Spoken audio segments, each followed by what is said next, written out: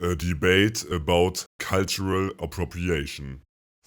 Firstly, it's crucial to acknowledge that hairstyles like cornrows and braids have cultural significance and historical roots in our African and African American communities. For many years, these hairstyles have been an integral part of our identity, culture, and heritage. They hold deep cultural and social meanings, and wearing them can be a way for individuals to connect with their heritage or express pride in their cultural background. When people from outside these communities, particularly white individuals, adopt these hairstyles without an understanding of their cultural significance, it is cultural appropriation. Cultural appropriation refers to the adoption of elements from one culture by another culture, often without proper understanding or respect for their historical and cultural context. I believe the entire idea is ridiculous, to be honest.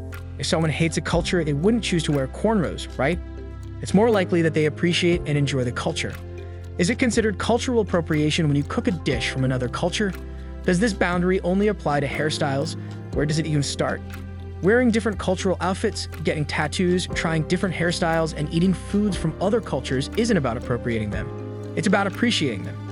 Who has the right to dictate what you can or can't wear?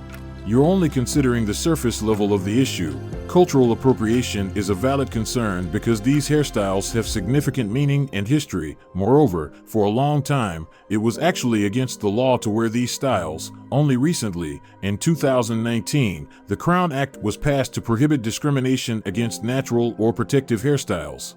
Even today, African American children face incidents where their hair is cut by schools for sports or deemed unruly by teachers without consulting their parents. To make matters worse, others are praised for wearing our culture, while we face criticism and condemnation. I get the anger and it makes sense, but just because some racist people are against one race doing it, why should it mean that everyone else can't? In my opinion, if you're not making fun of the culture, like wearing a Native American headdress at a Bonnaroo concert or on Halloween, it doesn't seem like a problem. That's the issue. It's actually making fun of the culture. If it was just about the hairstyle itself, most of us wouldn't have a problem with it. However, what's concerning is that when people adopt these hairstyles, they often completely change their personality to imitate what they perceive as acting black or ghetto. It becomes a problem because it's not just a small group doing it, but the majority. It feels like they're appropriating our culture and portraying it in a negative way. Moreover, these hairstyles aren't really suitable for straight, thin hair. There can be serious side effects. Many white women end up experiencing hair loss due to box braids or cornrows. This happens because they either have to change their straight hair texture to meet the requirements for braiding, or they risk the tightness and resulting sores. If you look it up, you'll find numerous videos of women pulling out clumps of hair after removing the braids.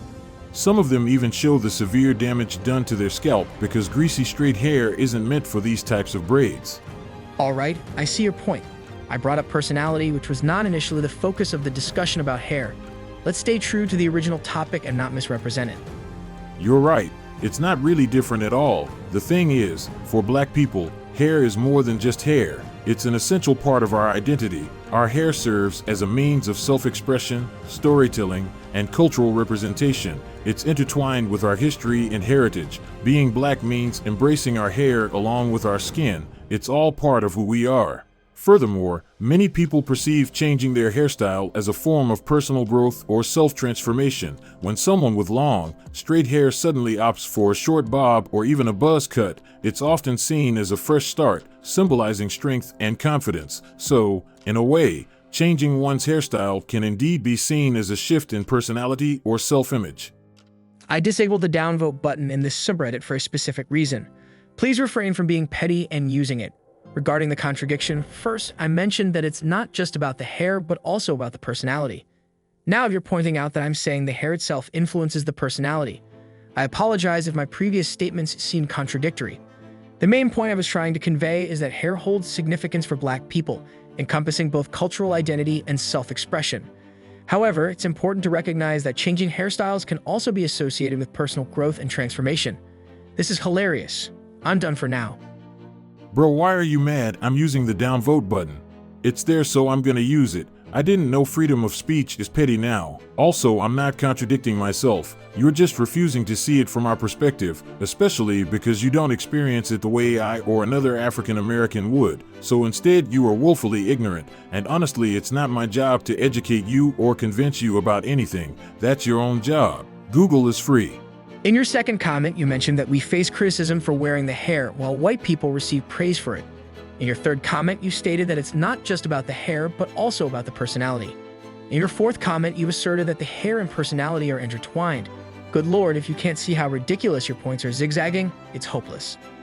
Actually, I say the same thing in most of all the comments, just in different ways. Everything I'm saying isn't zigzagging, it's literally everything we black people go through. It literally is complex, like culture inherently is complex. Nothing in this world is gonna have the easiest or simplest solution, dude. But then again, I'm talking to guys who got upset that I'm downvoting him, so I digress.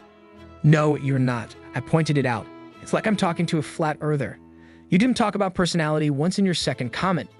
Unless you think being ghetto is a personality that is tied with the hair. But I would argue that you don't think that. Suddenly, when I was only talking about hair, you said the hair is fine, it's the personality. Alright, but why did you mention it when neither of us initially brought it up? And when I called attention to that fact, you suddenly claimed that hair and personality are inseparable. That's contradictory because you just stated that you wouldn't have an issue if it were just about the hair. Sheesh.